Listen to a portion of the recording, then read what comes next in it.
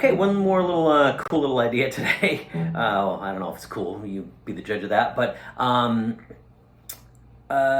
this is a kind of a John Petrucci's done it. It's kind of Steve Vai-ish. I don't know if he ever does this exact type of thing, but it's a concept that it sounds a little Steve Vai-ish, I guess.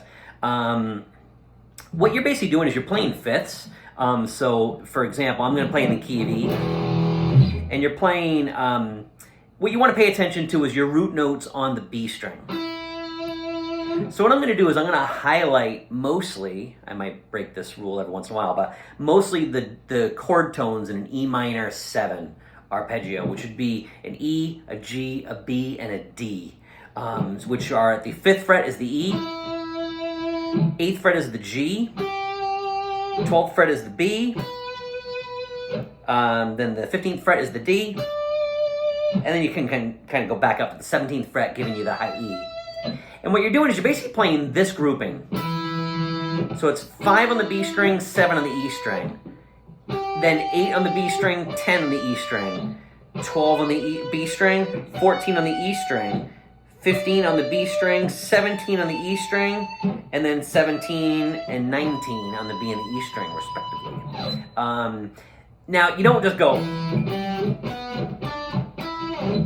Instead, what you do is you kind of break it up, and I kind of hybrid pick this. You don't have to, but I hybrid pick it.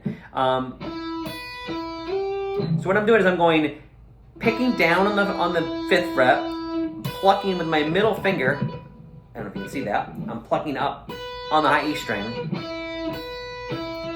Then I'm sliding up to the 8. So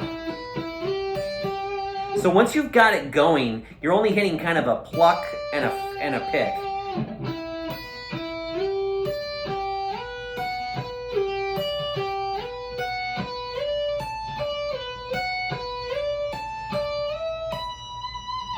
Kind of getting that type of thing. It's obviously faster than that, so you get.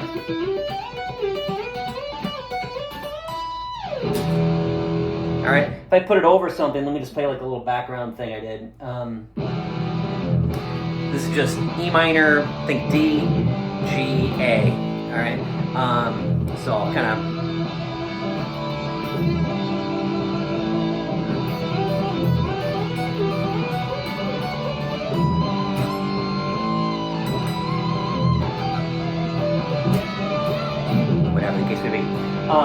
So it kind of fits well, and it's because you're hitting on the key center's chord tones.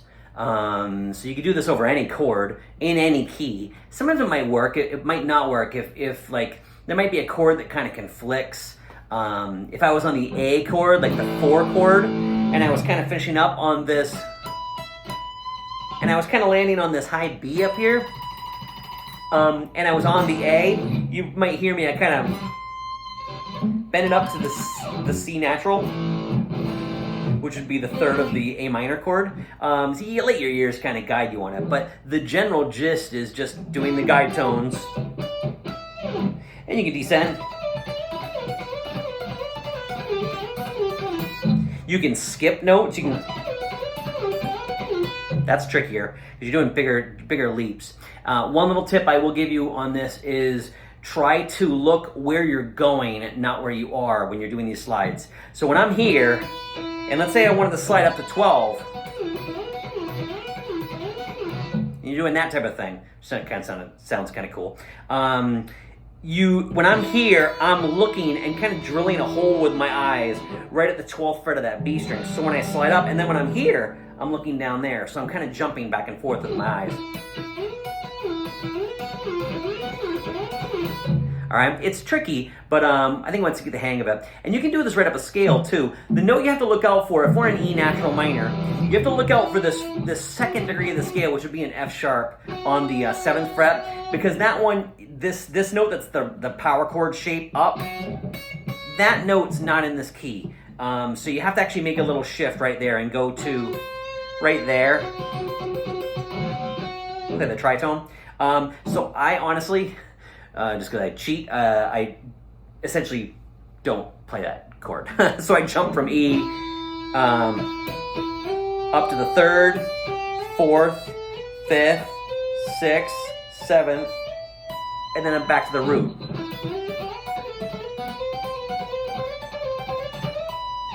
And I am kind of doing a little lift off, so I'm not holding the fingers.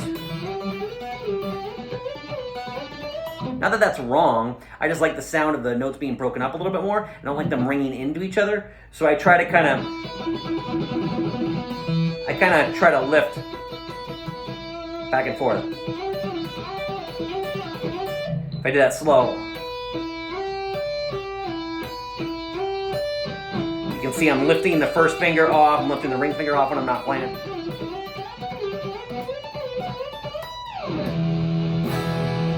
But anyways, hope that helps as well. See you later.